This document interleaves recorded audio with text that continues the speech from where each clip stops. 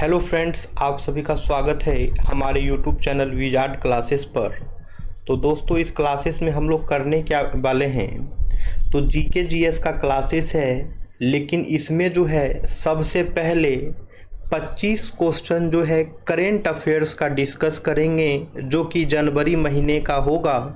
ये 25 current affairs complete होने के बाद जो है जीके जीएस का एमसीक्यू स्टार्ट करेंगे। ठीक है, तो चलिए पहले करेंट अफेयर्स को देख लेते हैं।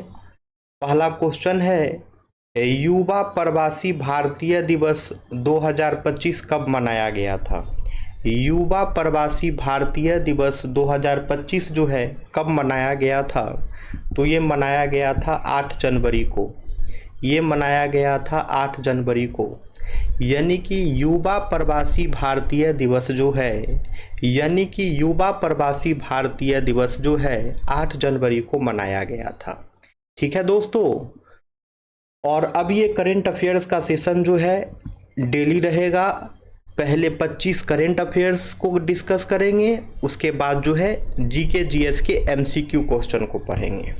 ठीक है, क्योंकि करेंट अफेयर्स का रिवीजन भी बहुत ज़रूरी होता है, तो इसलिए ऐड किए हैं।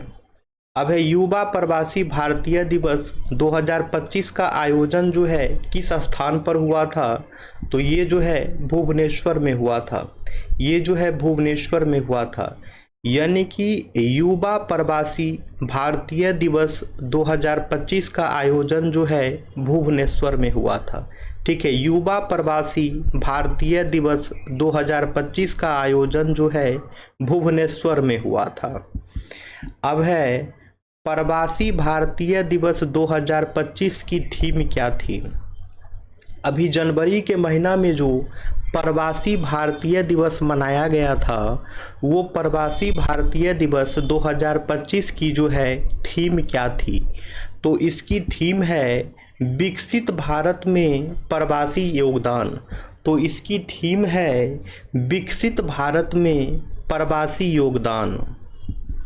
अब है युवा प्रवासी भारतीय दिवस 2025 में मुख्य अतिथि कौन थे।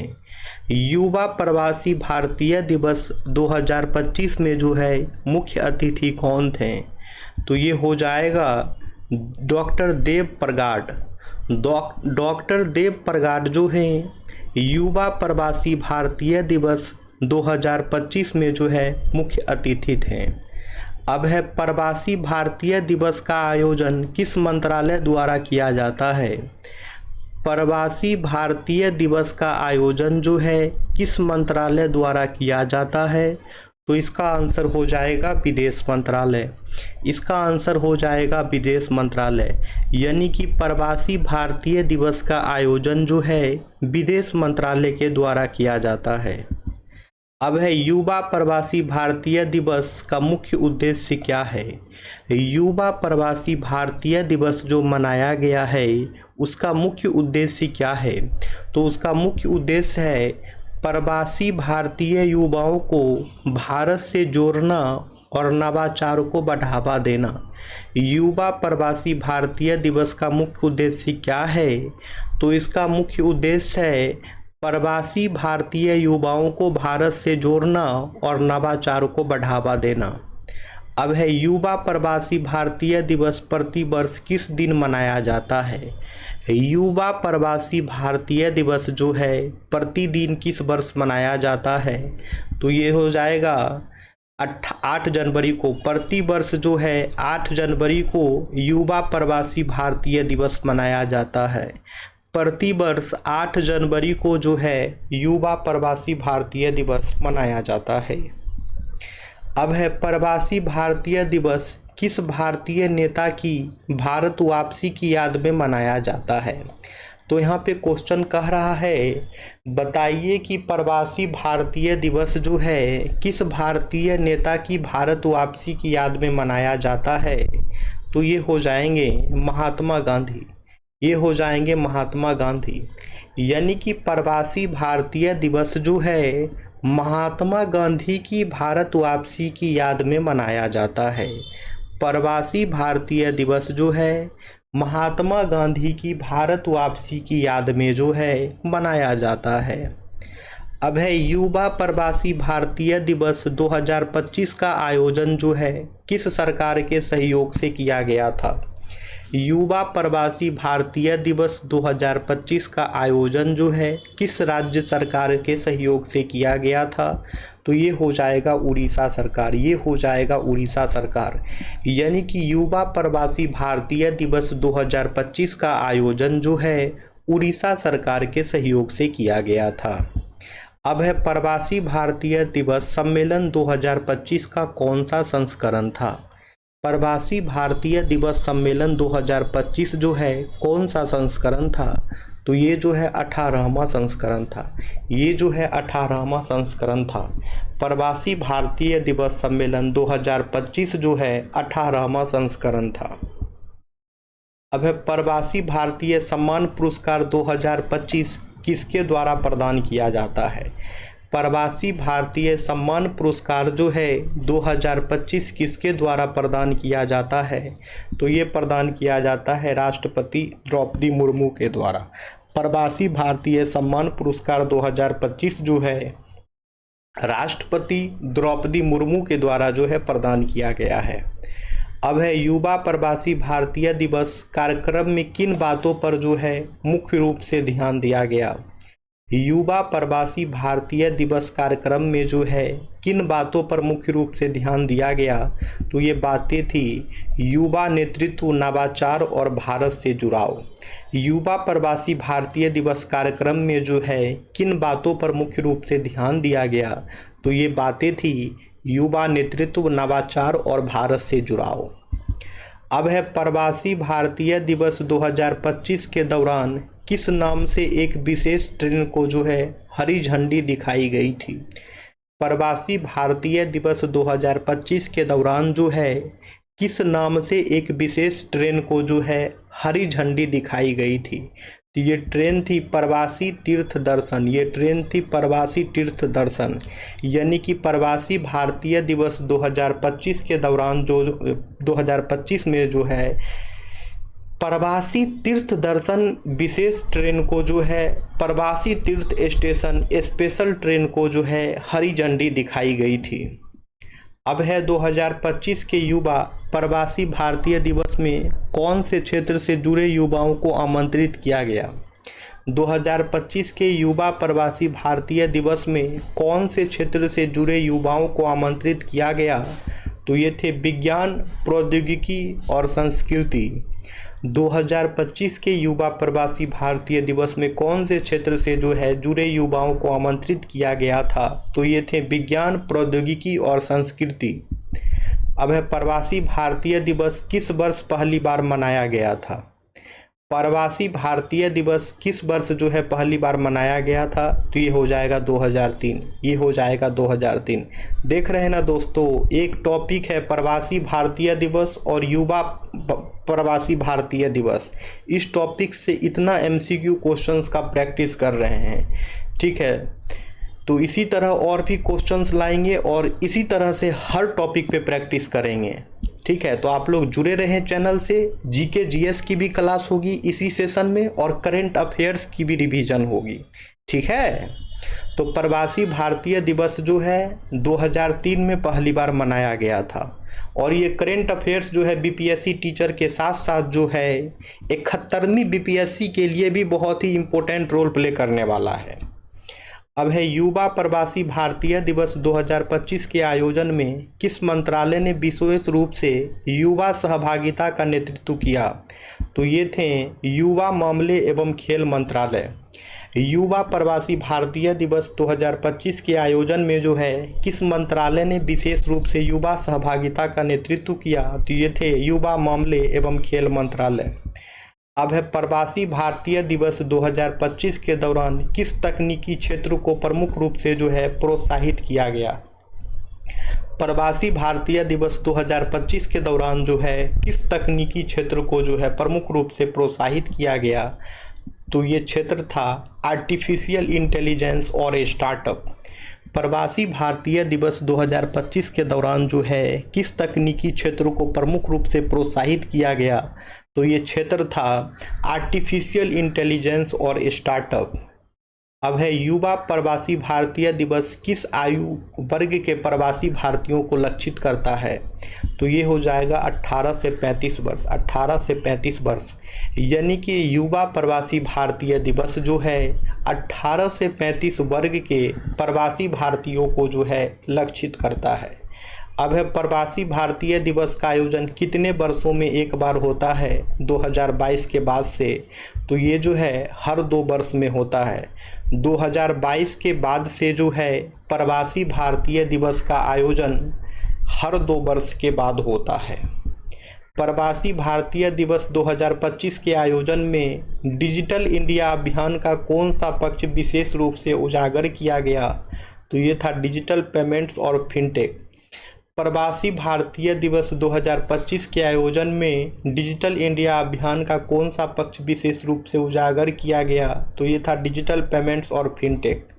अब है प्रवासी भारतीय दिवस 2025 की थीम विकसित भारत में प्रवासी योगदान किस लक्ष्य से जुड़ी है? तो विकसित भारत @2047।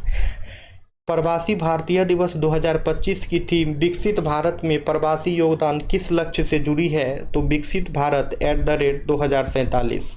अब है प्रवासी भारतीय दिवस 2025 का आयोजन जो है किसके द्वारा किया गया था? तो यह आयोजन जो है विदेश मंत्रालय और उड़ीसा सरकार के द्वारा किया गया था। प्रवासी भारतीय दिवस 2025 का आयोजन जो है विदेश मंत्रालय और उड़ीसा सरकार के सहयोग से किया गया था। अब है प्रवासी भारतीय सम्मान पुरस्कार किस क्षेत्र में योगदान के लिए दिए जाते हैं? तो ये हो जाएगा उपरोक्त सभी, यानी कि प्रवासी भारतीय सम्मान पुरस्कार जो है विज्ञान और प्रौद्योगिकी, व्यापार और समाज सेवा, कला संस्कृति, चिकित्सा, इन सभी क्षेत्र में योगदान के लिए जो है प्रवासी भारतीय सम्मान पुरस्कार दिया जाता है। अब है कौन सा भारतीय राज्य 2025 में पहली बार प्रवासी भारतीय दिवस की मेजबानी कर रहा था? तो इनडायरेक्ट रूप में इस क्वेश्चन को पहले डिस्कस कर चुके हैं, तो उसी को घुमा के पूछ रहा है। ठीक है, कौन सा भारतीय राज्य जो है 2025 में पहली बार प्रवासी भारतीय दिवस की मेजबानी कर रहा था? तो ये हो जाएगा उड़ीसा। ये हो जाएगा उड़ीसा। कौन सा भारतीय राज्य जो है 2025 में पहली बार प्रवासी भारतीय दिवस की मेजबानी कर रहा था? तो ये हो जाएगा उड़ीसा। अब है प्रवासी भारतीय दिवस 2025 के उद्घाटन समारोह में जो है किस केंद्रीय मंत्री ने भाषण दिया? तो ये थे डॉक्टर एस जयशंकर। प्रवासी भारतीय दिवस 2025 के उद्घाटन समारोह में जो है डॉक्टर एस जयशंकर ने भाषण दिया। तो चलिए अब आते हैं करंट की क्लासेस तो हो गई, अब आते हैं जीके जीएस की क्लासेस पे। ठीक है, अब आते हैं जीके जीएस की क्लासेस पे। तो स्टार्ट किया जाए अब जीके जीएस। ठीक है, अब जो है जीके जीएस प्रैक्टिस करेंगे हम लोग। क्वेश्चन है काल बैसाखी किस क्षेत्र में प्री मानसून वर्षा को कहते हैं? काल बैसाखी जो है किस क्षेत्र में प्री मानसून वर्षा को कहते हैं? किस क्षेत्र के प्री मानसून वर्षा को जो है काल बैसाखी कहा जाता है? तो ये हो जाएगा पश्चिम बंगाल। ये हो जाएगा पश्चिम बंगाल, यानी कि पश्चिम बंगाल क्षेत्र में जो है प्री मानसून वर्षा को काल बैसाखी कहते हैं। यानी कि दोस्तों याद रखना है, पश्चिम बंगाल में जो है प्री मानसून वर्षा को काल बैसाखी के नाम से जानते हैं। अब है मानसून की बंगाल की खाड़ी शाखा सबसे पहले किस राज्य में वर्षा कराती है? मानसून की बंगाल की खाड़ी शाखा जो है सबसे पहले किस राज्य में वर्षा कराती है? तो ये हो जाएगा असम। ये हो जाएगा असम, यानी मानसून की बंगाल की खाड़ी शाखा जो है सबसे पहले असम राज्य में वर्षा कराती है। अब है भारत में मानसून की भविष्यवाणी मानसून फॉरकास्टिंग करने वाली प्रमुख एजेंसी कौन सी है? तो ये है IMD। भारत में मानसून की भविष्यवाणी करने वाली जो प्रमुख एजेंसी है वो IMD है, और IMD का फुल फॉर्म जो है इंडियन मेट्रोलॉजिकल डिपार्टमेंट होता है। और आईएमडी का फुल फॉर्म जो है इंडियन मेट्रोलॉजिकल डिपार्टमेंट होता है। अब है निम्नलिखित में से कौन सी हवाएं जो है भारत में ठंडी और शुष्क होती है। निम्नलिखित में से कौन सी हवाएं जो है भारत में ठंडी और शुष्क होती है, तो ये हो जाएगा उत्तर पूर्व मानसून। उत्तर पूर्व मानसून जो है भारत में ठंडी और शुष्क होती है। ठीक है, उत्तर पूर्व मानसून की हवाएं जो है, उत्तर पूर्व मानसून की हवाएं जो है भारत में ठंडी और शुष्क होती है। अब है मानसून के दौरान अधिकतम वर्षा भारत के किस तटीय भाग में होती है। मानसून के दौरान जो है अधिकतम वर्षा भारत के किस तटीय भाग में होती है, तो हो जाएगा कोंकण तट, वो हो जाएगा कोंकण तट। मानसून के दौरान अधिकतम वर्षा जो है भारत के किस तटीय भाग में होती है, तो ये हो जाएगा कोंकण तट। अब है चेरापूंजी को अधिक वर्षा क्यों प्राप्त होती है। चेरापूंजी को जो है अधिक वर्षा क्यों प्राप्त होती है, क्योंकि यह खड़ी पर्वत ढलान पर स्थित है। चेरापूंजी को जो है अधिक वर्षा क्यों प्राप्त होती है, क्योंकि यह खड़ी पर्वत ढलान पर जो है स्थित है। कौन सा राज्य मानसून की शुरुआत को सबसे पहले अनुभव करता है, तो दिए गए राज्यों में से वो कौन सा राज्य है जो मानसून की शुरुआत को सबसे पहले अनुभव करता है, तो वो राज्य है केरल, वो राज्य है केरल। यानी कि केरल राज्य जो है मानसून की शुरुआत को सबसे पहले अनुभव करता है। केरल राज्य जो है मानसून की शुरुआत को सबसे पहले अनुभव करता है। कौन सी हवाएं भारत में शीत ऋतु में उत्तर पश्चिम से आती है। कौन सी हवाएं भारत में शीत ऋतु में उत्तर पश्चिम से आती है, तो ये हो जाएगी शीतकालीन पवनें, वेस्टर्न डिस्टर्बेंसेस। कौन सी हवाएं जो है भारत में शीत ऋतु में उत्तर पश्चिम से आती है, तो ये हो जाएगी शीतकालीन पवनें, यानी कि वेस्टर्न डिस्टर्बेंसेस। अब है मानसून वर्षा भारत में किस प्रकार की होती है। मानसून वर्षा जो है भारत में किस प्रकार की होती है, तो ये जो है भारी और रुक रुक कर होने वाली वर्षा है। मानसून वर्षा जो है भारत में किस प्रकार की होती है, तो भारी और रुक रुक कर होने वाली वर्षा होती है। भारत में मानसून की अस्थिरता किस पर सबसे अधिक प्रभाव डालती है। भारत में मानसून की अस्थिरता किस पर जो है सबसे ज़्यादा प्रभाव डालती है, तो ये हो जाएगा कृषि पर, ये हो जाएगा कृषि पर। यानी कि भारत में मानसून की अस्थिरता जो है सबसे ज़्यादा प्रभाव कृषि पर डालती है। भारत में मानसून की अस्थिरता जो है सबसे अधिक प्रभाव कृषि पर डालती है। भारत में मानसून की अस्थिरता जो है सबसे ज़्यादा प्रभाव कृषि पर डालती है। अब है मानसून की बंगाल की खाड़ी शाखा को पर्वतों से टकराकर अधिक वर्षा किस क्षेत्र में कराती है।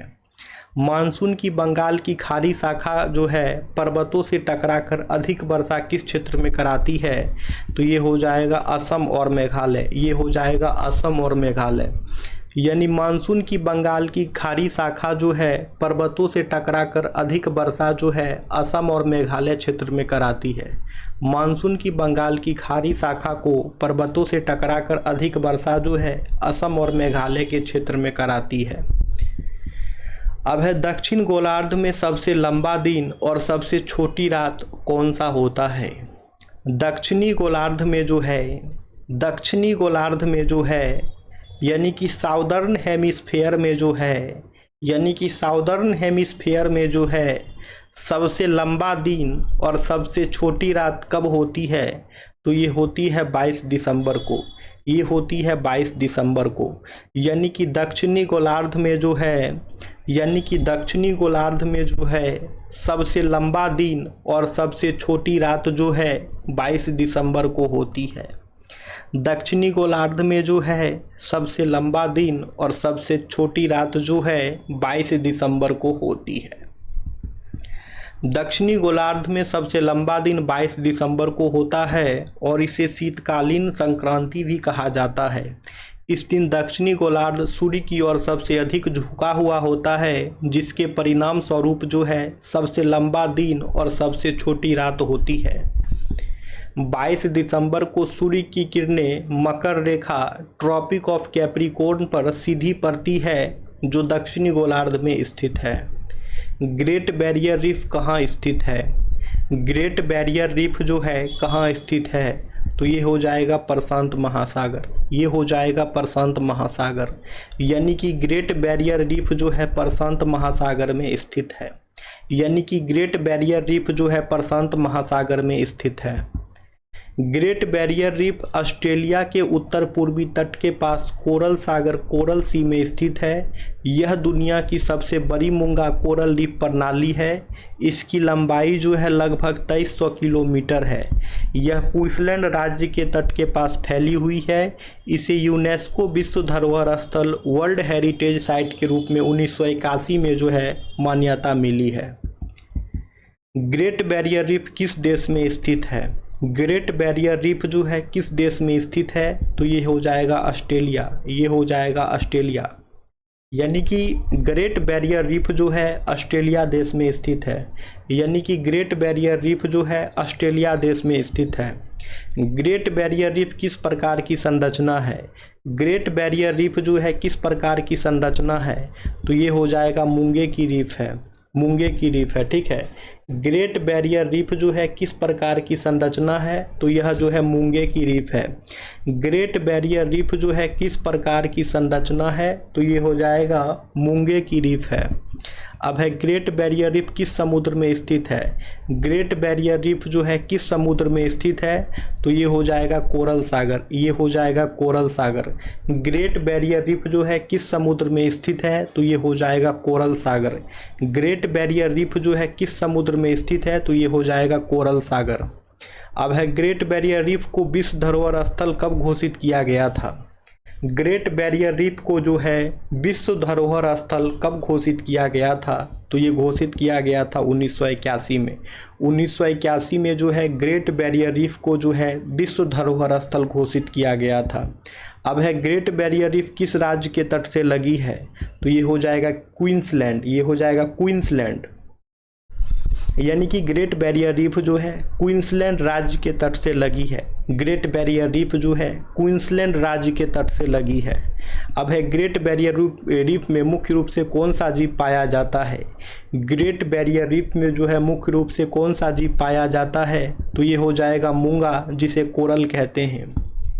ग्रेट बैरियर रीफ में जो है मुख्य रूप से जो है मूंगा पाया जाता है, जिसे कि कोरल कहा जाता है। ग्रेट बैरियर रीफ को पर्यावरणीय खतरा किससे सबसे अधिक है? ग्रेट बैरियर रीफ को जो है पर्यावरणीय खतरा किससे सबसे अधिक है? तो ये हो जाएगा ग्लोबल वार्मिंग और प्रवाल विरंजन, यानी कि कोरल ब्लीचिंग से।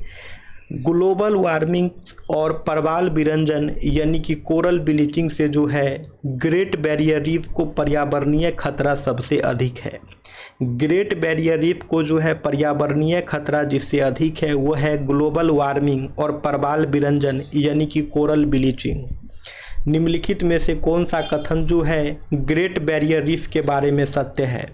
निम्नलिखित में से कौन सा कथन जो है ग्रेट बैरियर रीफ के बारे में सत्य है? तो हो जाएगा यह जैव विविधता की दृष्टि से अत्यंत असमृद्ध क्षेत्र है।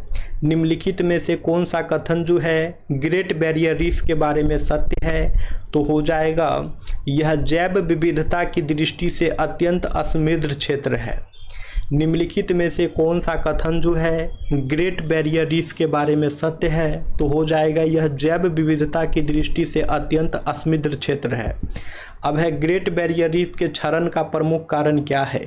ग्रेट बैरियर रीफ के क्षरण का जो है प्रमुख कारण क्या है? तो ये हो जाएगा समुद्र का अम्लीकरण यानी कि ओशियन एसिडिफिकेशन। समुद्र का अम्लीकरण यानी कि ओशियन एसिडिफिकेशन जो है ग्रेट बैरियर रीफ के क्षरण का प्रमुख कारण है। ठीक है, ग्रेट बैरियर रीफ के क्षरण का प्रमुख कारण क्या है? तो ये हो जाएगा समुद्र का अम्लीकरण यानी कि ओशियन एसिडिफिकेशन जो है ग्रेट बैरियर रीफ के क्षरण का जो है प्रमुख कारण है। अब है ग्रेट बैरियर रीफ के संरक्षण के लिए कौन सी एजेंसी कार्य कर रही है? ग्रेट बैरियर रीफ के संरक्षण के लिए कौन सी एजेंसी कार्य कर रही है? तो ये हो जाएगा यूनेस्को, ये हो जाएगा यूनेस्को।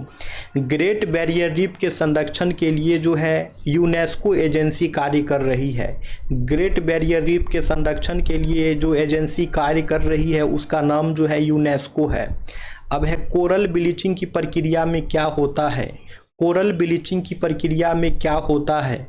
तो इसका आंसर हो जाएगा मूंगे जीवों की मौत हो जाती है और वे रंगहीन हो जाते हैं। कोरल ब्लीचिंग की प्रक्रिया में जो है मूंगे जीवों की मौत हो जाती है और वे रंगहीन हो जाते हैं। ग्रेट बैरियर रीफ को किस प्रकार की विरासत माना जाता है? ग्रेट बैरियर रीफ को जो है किस प्रकार की विरासत माना जाता है? तो ये हो जाएगा प्राकृतिक विरासत, ये हो जाएगा प्राकृतिक विरासत। यानी कि ग्रेट बैरियर रीफ को जो है प्राकृतिक विरासत माना जाता है। यानी कि ग्रेट बैरियर रीफ को जो है दोस्तों प्राकृतिक विरासत जो है माना जाता है। अब है निम्नलिखित में से कौन सा तत्व जो है मूंगे यानी कि कोरल की हड्डी या संरचना बनाने में सहायक होता है? निम्नलिखित में से कौन सा तत्व जो है मूंगे यानी कि कोरल की हड्डी या संरचना बनाने में सहायक होता है? तो हो जाएगा कैल्शियम कार्बोनेट, वो हो जाएगा कैल्शियम कार्बोनेट। यानी कि कैल्शियम कार्बोनेट जो है मूंगे यानी कोरल की हड्डी या संरचना बनाने में जो है सहायक होता है। ठीक है, कैल्शियम कार्बोनेट जो है मूंगे यानी कोरल की हड्डी या संरचना बनाने में जो है सहायक होता है। अब है ग्रेट बैरियर रीफ में पाई जाने वाली ज़्यादातर मूंगे की प्रजातियां किस प्रकार की होती है? ग्रेट बैरियर रीफ में पाई जाने वाली ज़्यादातर मूंगे की प्रजातियां जो है किस प्रकार की होती है? तो ये हो जाएगा हार्ड कोरल, ये हो जाएगा hard coral. Great barrier reef में पाई जाने वाली ज़्यादातर मूंगे की प्रजातियां जो है वो हार्ड कोरल प्रकार की होती है। अब है ग्रेट बैरियर रीफ निम्नलिखित में से किस महासागर के भाग में आती है? ग्रेट बैरियर रीफ जो है निम्नलिखित में से किस महासागर के भाग में आती है? तो ये हो जाएगा प्रशांत महासागर, ये हो जाएगा प्रशांत महासागर। यानी कि ग्रेट बैरियर रीफ जो है निम्नलिखित में से प्रशांत महासागर के भाग में आती है। ग्रेट बैरियर रीफ जो है निम्नलिखित में से प्रशांत महासागर के भाग में जो है आती है। ग्रेट बैरियर रीफ निम्नलिखित में से किन दो अक्षांशों के बीच स्थित है? ग्रेट बैरियर रीफ जो है निम्नलिखित में से किन दो अक्षांशों के बीच स्थित है? तो ये हो जाएगा 10 डिग्री से साउथ से 24 degree south. Great barrier reef जो है निम्नलिखित में से किन दो अक्षांशों के बीच स्थित है? तो ये हो जाएगा 10 डिग्री साउथ से 24 degree south. Great barrier reef किस महाद्वीप के पूर्वी किनारे से जुड़ी हुई है? ग्रेट बैरियर रीफ जो है किस महाद्वीप के पूर्वी किनारे से जुड़ी हुई है? तो ये हो जाएगा ऑस्ट्रेलिया, ये हो जाएगा ऑस्ट्रेलिया। ग्रेट बैरियर रीफ जो है ऑस्ट्रेलिया महाद्वीप के पूर्वी किनारे से जुड़ी हुई है। ग्रेट बैरियर रीफ जो है ऑस्ट्रेलिया महाद्वीप के पूर्वी किनारे से जुड़ी हुई है। अब है ग्रेट बैरियर रीफ निम्नलिखित में से किस महासागर के भाग में आती है? ग्रेट बैरियर रीफ जो है निम्नलिखित में से किस महासागर के भाग में आती है? तो ये हो जाएगा प्रशांत महासागर, ये हो जाएगा प्रशांत महासागर। ग्रेट बैरियर रीफ जो है निम्नलिखित में से किस महासागर के भाग में आती है? तो ये हो जाएगा प्रशांत महासागर। ग्रेट बैरियर रीफ जो है निम्नलिखित में से किस महासागर के भाग में आती है? तो ये हो जाएगा प्रशांत महासागर। ग्रेट बैरियर रीफ के संरक्षण हेतु ऑस्ट्रेलियाई सरकार ने किस कानून की स्थापना की है? ग्रेट बैरियर रीफ के संरक्षण हेतु ऑस्ट्रेलियाई सरकार ने किस कानून की स्थापना की है? तो ये हो जाएगा great barrier reef marine park act 1975। Great barrier reef के संरक्षण हेतु ऑस्ट्रेलियाई सरकार ने किस कानून की स्थापना की है? तो ये हो जाएगा great barrier reef marine park act 1975। अब है ग्रेट बैरियर रीफ की रक्षा के लिए किस तकनीक का प्रयोग किया जाता है? ग्रेट बैरियर रीफ की रक्षा के लिए जो है किस तकनीक का प्रयोग किया जाता है? तो ये हो जाएगा कृत्रिम मूंगा खेती, artificial coral farming. Great barrier reef की रक्षा के लिए जो है आर्टिफिशियल कोरल फार्मिंग की जाती है। ग्रेट बैरियर रीफ की रक्षा के लिए जो है आर्टिफिशियल कोरल फार्मिंग की जाती है। निम्नलिखित में से कौन सा उपाय जो है ग्रेट बैरियर रीफ को संरक्षित करने में सहायक है? तो ये हो जाएगा पोषक तत्वों और प्रदूषण को नियंत्रित करना।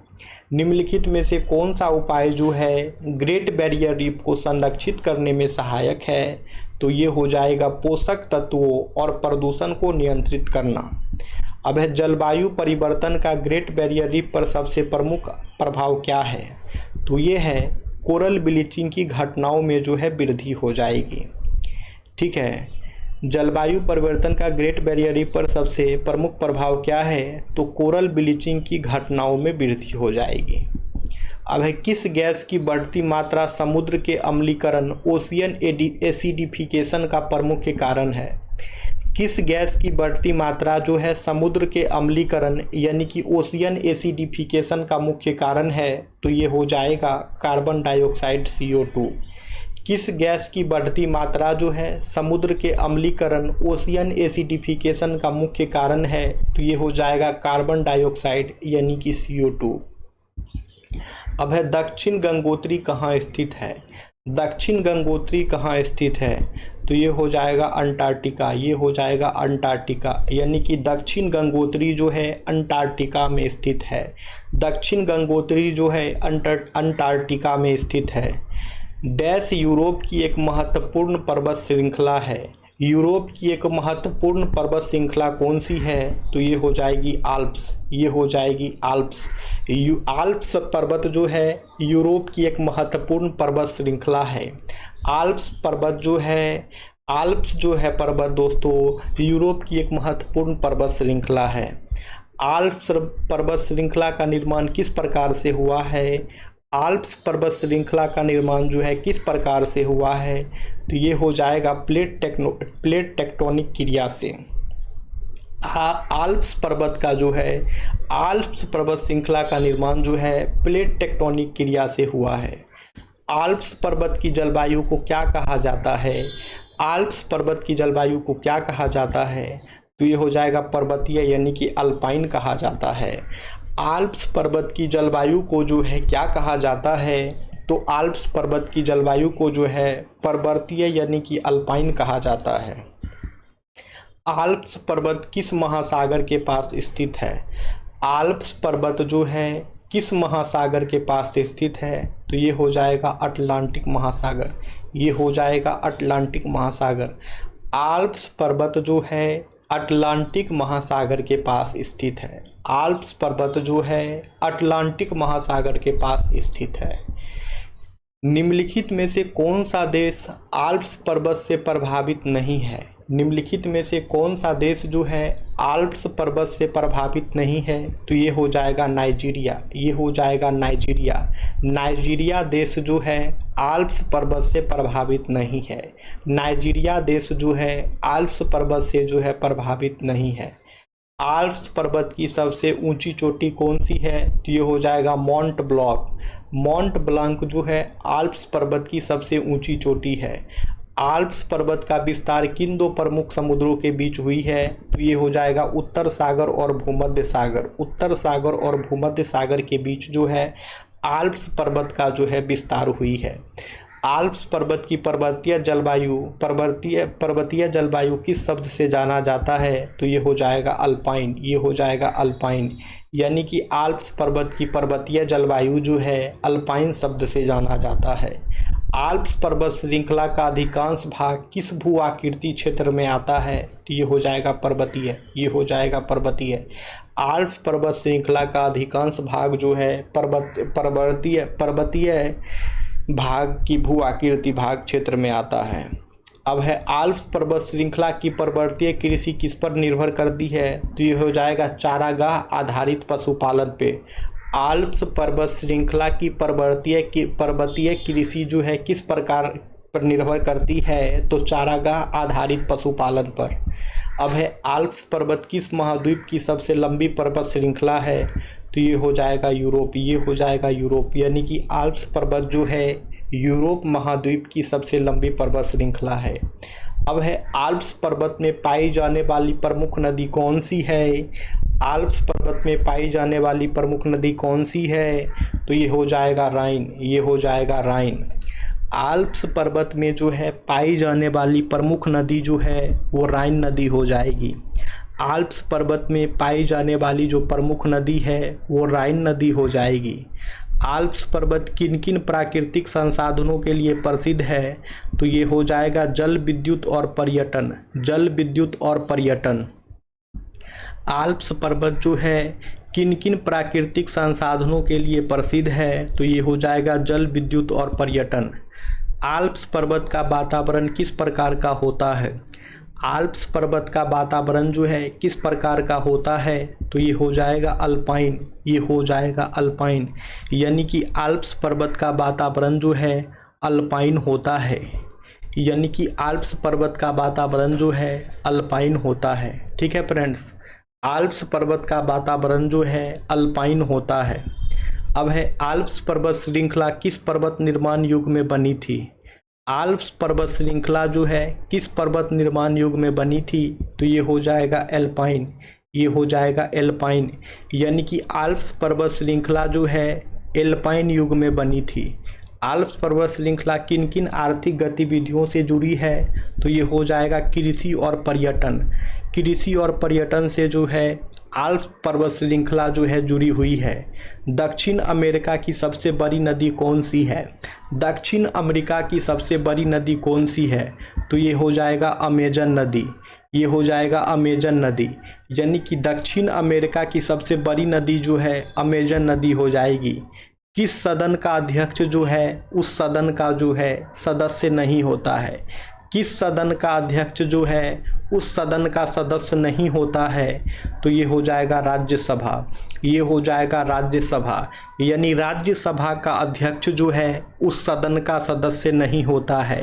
राज्यसभा का अध्यक्ष जो है उस सदन का सदस्य नहीं होता है। ठीक है, डिस्कशन देखिए। राज्यसभा का अध्यक्ष होता है भारत का उपराष्ट्रपति, और वो राज्यसभा का जो है सदस्य नहीं होता है।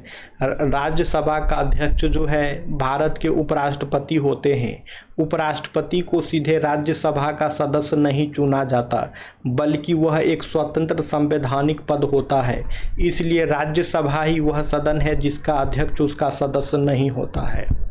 ठीक है, तो लोकसभा का अध्यक्ष जो है स्पीकर होता है, और साथ में जो है लोकसभा का अध्यक्ष जो है दोस्तों, यानी लोकसभा का स्पीकर जो है वह लोकसभा का सदस्य होता है। लेकिन राज्यसभा का अध्यक्ष जो है उपराष्ट्रपति होता है, और वह राज्यसभा का जो है सदस्य नहीं होता है। इन दो बातों को याद रखना है। अब है संविधान के किस संशोधन में मतदान की आयु जो है 21 से घटाकर 18 वर्ष की गई थी? संविधान के किस संशोधन में जो है मतदान की आयु को 21 से घटाकर 18 वर्ष की गई थी? तो ये थी 61वां संविधान संशोधन। 61वां संविधान संशोधन के द्वारा जो है 61वां संविधान संशोधन के द्वारा जो है मतदान की आयु को 21 से घटाकर 18 वर्ष की गई है। 61वां संविधान संशोधन के द्वारा जो है मतदान की आयु जो है, यानी वोट करने की आयु जो है उसे 21 वर्ष से घटाकर 18 वर्ष की गई थी। भारतीय संविधान का 61वां संशोधन मतदान की आयु को 21 वर्ष से घटाकर 18 वर्ष करने के लिए किया गया था। यह संशोधन जो है 1989 में लागू हुआ था। इस संशोधन के माध्यम से संविधान के अनुच्छेद 326 में संशोधन किया गया, जिसमें मतदान की न्यूनतम आयु जो है 21 वर्ष से घटाकर 18 वर्ष कर दी गई थी। अब है 61वें संशोधन में भारतीय संविधान के किस अनुच्छेद को जो है संशोधित किया गया था? 61वें संविधान संशोधन में जो है भारतीय संविधान के किस अनुच्छेद को जो है संशोधित किया गया था? तो वो अनुच्छेद था अनुच्छेद 326। 61वें संविधान संशोधन में भारतीय संविधान के अनुच्छेद 326 को जो है संशोधित किया गया था। 61वां संविधान संशोधन किस सरकार के कार्यकाल में पारित हुआ था? 61वां संविधान संशोधन जो है किस सरकार के कार्यकाल में पारित हुआ था? तो ये हो जाएगा राजीव गांधी। ये हो जाएगा राजीव गांधी। 61वां संविधान संशोधन जो है राजीव गांधी के सरकार के कार्यकाल में जो है पारित हुआ था। मतदान का अधिकार भारत में किस प्रकार का अधिकार है? मतदान का अधिकार जो है भारत में किस प्रकार का अधिकार है? ऑप्शन ए है मौलिक अधिकार, ऑप्शन बी है विविध अधिकार, ऑप्शन सी है संवैधानिक अधिकार, ऑप्शन डी है नैतिक अधिकार। तो इसका आंसर हो जाएगा विविध अधिकार। इसका आंसर हो जाएगा विविध अधिकार। यानी मतदान का अधिकार जो है भारत में विविध का अधिकार है। यानी मतदान का अधिकार जो है भारत में वो विविध अधिकार है। यानी मतदान का अधिकार जो है भारत में वह जो है एक विविध अधिकार है। अब है मतदान आयु से संबंधित अधिकार किस भाग में आता है? मतदान आयु से संबंधित अधिकार जो है किस भाग में आता है? ऑप्शन ए है मौलिक अधिकार, ऑप्शन बी है नीति निर्देशक तत्व, ऑप्शन सी है निर्वाचन संबंधी प्रावधान, ऑप्शन डी है नागरिकता। तो इसका करेक्ट आंसर हो जाएगा निर्वाचन संबंधी प्रावधान। इसका करेक्ट आंसर हो जाएगा निर्वाचन संबंधी प्रावधान। यानी कि मतदान आयु से संबंधित जो अधिकार है निर्वाचन संबंधी प्रावधान में आता है। यानी मतदान आयु से संबंधित अधिकार जो है वो निर्वाचन संबंधी प्रावधान में आता है। राष्ट्रपति और उपराष्ट्रपति के पद खाली हैं तो उनका काम कौन करेगा? राष्ट्रपति और उपराष्ट्रपति का पद खाली है तो उनका काम कौन करेगा? तो उनका काम जो है भारत के मुख्य न्यायाधीश करेंगे, यानी चीफ जस्टिस ऑफ इंडिया करेंगे। सुप्रीम कोर्ट के जो चीफ जस्टिस होते हैं वो जो है अगर राष्ट्रपति और उपराष्ट्रपति दोनों के पद खाली है तो वही जो है काम करेंगे इनके बदले। राष्ट्रपति और उपराष्ट्रपति के पद अगर खाली हों तो इनके बदले जो उनका काम करेंगे वो होंगे भारत के मुख्य न्यायाधीश।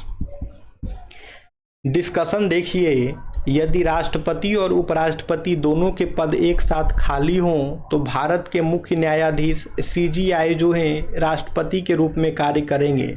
यदि मुख्य न्यायाधीश भी उपलब्ध नहीं हो तो सुप्रीम कोर्ट के सबसे वरिष्ठ न्यायाधीश राष्ट्रपति का कार्यभार संभालेंगे। अब है एक विकास खंड पर पंचायत समिति क्या होती है? एक विकास खंड पर जो है पंचायत समिति क्या होती है? तो ये हो जाएगा एक प्रशासकीय अधिकरण। ये हो जाएगा एक प्रशासकीय अधिकरण। यानी कि एक विकास खंड पर पंचायत समिति जो है एक प्रशासकीय अधिकरण है। यानी कि एक विकास खंड पर पंचायत समिति जो है एक प्रशासकीय अधिकरण है। अच्छा तो उसका डिस्कशन अब है एक विधेयक जो संसद में प्रस्तुत किया जाता है कौन सी क्रिया के बाद जो है अधिनियम बन जाता है? एक विधेयक जो संसद में प्रस्तुत किया जाता है कौन सी क्रिया के बाद जो है अधिनियम बन जाता है? ऑप्शन ए है जब वह संसद के दोनों सदनों द्वारा पारित हो जाता है, ऑप्शन बी है जब राष्ट्रपति अपनी सहमति दे देता है, ऑप्शन सी है जब प्रधानमंत्री उस पर हस्ताक्षर कर देते हैं, ऑप्शन डी है जब सर्वोच्च न्यायालय इसे केंद्रीय संसद के अधिकार क्षेत्र में होना घोषित करता है। तो इसका आंसर हो जाएगा जब राष्ट्रपति अपनी सहमति दे देते हैं। ठीक है, यानी एक विधेयक जो संसद में प्रस्तुत किया जाता है कौन सी क्रिया के बाद अधिनियम बन जाता है? तो ये है जब राष्ट्रपति अपनी सहमति दे देते हैं। जब राष्ट्रपति अपनी सहमति दे देते हैं तो एक विधेयक जो संसद में प्रस्तुत किया जाता है वो अधिनियम बन जाता है। ठीक है, संसद में प्रस्तुत एक विधेयक संसद के दोनों सदनों द्वारा पारित होने और राष्ट्रपति की सहमति मिलने के बाद जो है अधिनियम बन जाता है। अब है राज्यसभा सदस्य का जो है कार्यकाल कितना होता है? राज्यसभा सदस्य का जो है कार्यकाल कितने वर्षों का होता है वो पूछ रहा है। ऑप्शन ए है 4 वर्ष, ऑप्शन बी है 5 वर्ष, ऑप्शन सी है 6 वर्ष, ऑप्शन डी है 7 वर्ष। तो इसका आंसर हो जाएगा 6 वर्ष। इसका आंसर हो जाएगा 6 वर्ष। यानी राज्यसभा सदस्य का कार्यकाल जो है वो 6 वर्षों का होता है। राज्यसभा सदस्य का कार्यकाल जो है वह 6 वर्ष का होता है। विधेयक को अधिनियम बनने के लिए किन सदनों से पारित होना आवश्यक है?